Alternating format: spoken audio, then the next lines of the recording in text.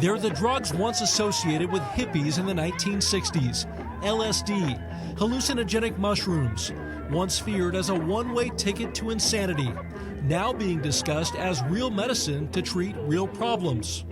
Well, I am a firm believer. I've seen it work in many people. Rick Doblin imagines a day when patients will be able to go to their doctor's offices for their doses of LSD or ecstasy pills. I think eventually there will be psychedelic clinics regulated by FDA with people who are specially trained to administer the psychedelics, and people will come to them for medical purposes or for rites of passage in their life or personal growth.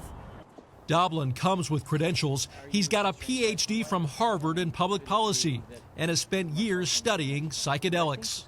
Proving that there is a convention for practically everything, researchers from around the world have come to San Jose, California to talk about psychedelic drugs. Here at the Holiday Inn, they're sharing stories about those drugs and their hope that one day they will become a regular part of medicine. Here at the conference, we found Sarah Huntley, who says she was abused emotionally and physically as a child.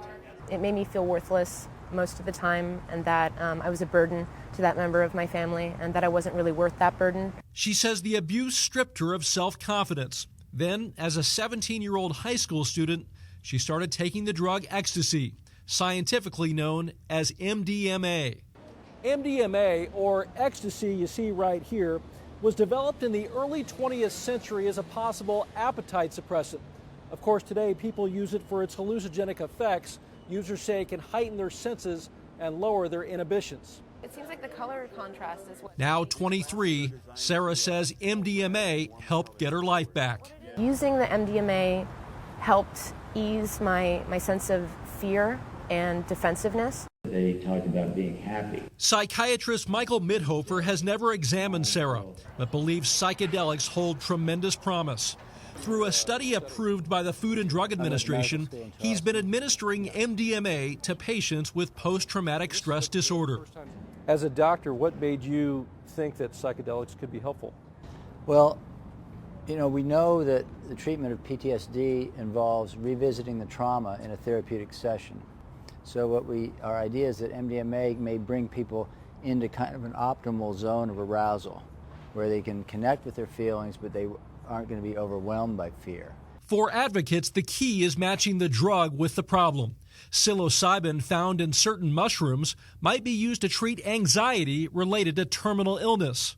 The same for LSD.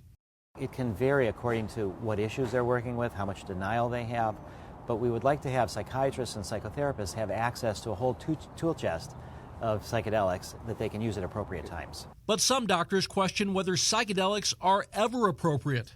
Stanford psychiatrist David Spiegel says there's no scientific literature yet to back up any positive claims. The key issue in the treatments of this disorder is teaching people how to access their memories and feelings about the trauma in a controlled way.